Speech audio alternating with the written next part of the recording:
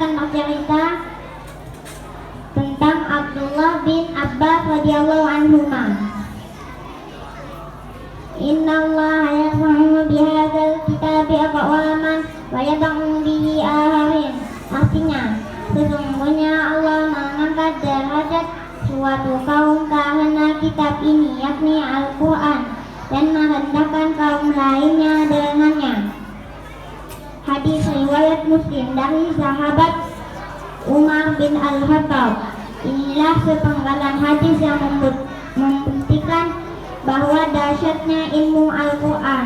Ilmu ini akan mengangkat derajat suatu kaum atau merendahkannya, tergantung dengan kualitas keilmuan dan pengalaman Al-Quran.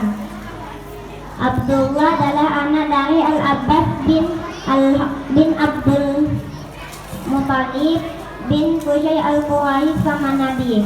Ibunya bernama Ummul Fadl Lubabah binti Al-Harith Al-Hilayah. Beliau lahir 3 tahun sebelum Nabi hijrah ke Madinah. Pada umur 13 tahun, ketika Abdullah berumur 13 tahun, Nabi wafat.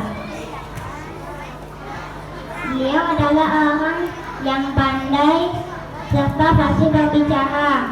Bukan hanya itu, beliau juga pandai dalam soal tafsir.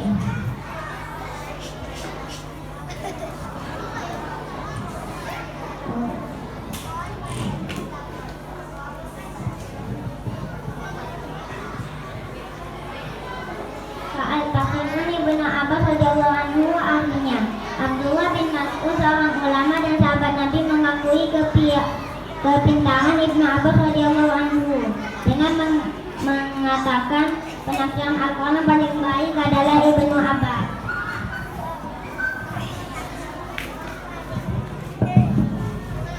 Tidak hanya tafsir, Ibnu Abbas juga pandai dalam banyak perkara.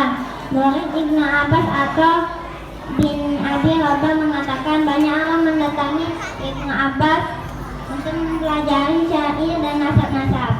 Orang yang lain mendatangi Ibnu Abbas untuk mempelajari sejarah hari-hari peperangan.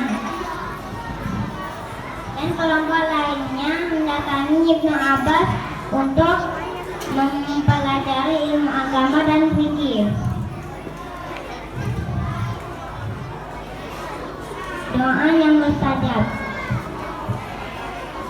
Ketika Rasulullah Shallallahu Alaihi Wasallam hendak buat hajat, Ibnu Abbas si kecil mengetahui kebiasaan Rasulullah setelah buang hajat.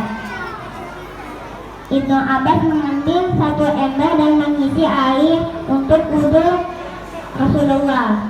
Ketika Rasulullah sudah buang hajat, beliau bertanya, siapa yang telah mempersiapkan air wudhu untukku? Ibnu Abbas si kecil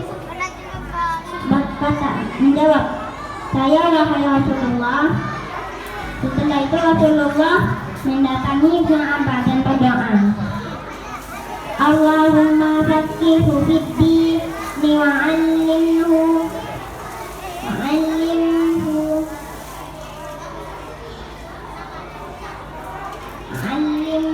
ta'wila. Artinya, ya Allah, berilah dia pahaman dalam masalah agama dan berilah dia pemahaman tafsir. Hadis riwayat Al-Bukhari dan Muslim. Selain itu, beliau adalah orang yang menghormati ulama tabi'in.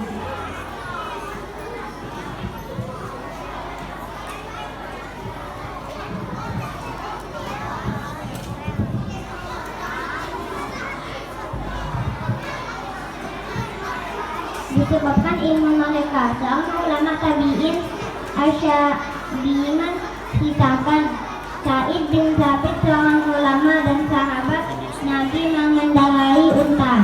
Ibnu Abbas pun menuntut untanya.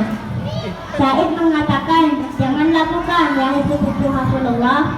Ibnu Abbas pun menyahut, seperti inilah kami diperintahkan untuk memperlakukan ulama kami.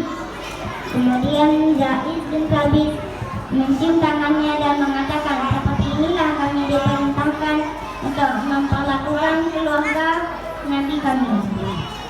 Akhir hayat Ibnu Abbas radhiyallahu anhu. Ibnu Abbas meninggal di Taif pada tahun 68 Hijriah pada pemerintahan Ibnu Zubair. Waktu itu umur beliau sekitar 70 tahun.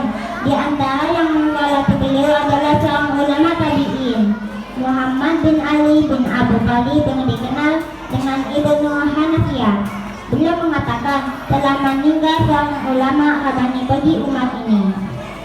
Demikianlah akhir cerita dari Abdullah bin Abbas atau Ibnu Abbas. Semoga kita murid-murid di sekolah Ibnu Abbas ini kelak menjadi orang-orang yang fakih dan ahli tafsir. Amin ya rabbal alamin. Wassalamualaikum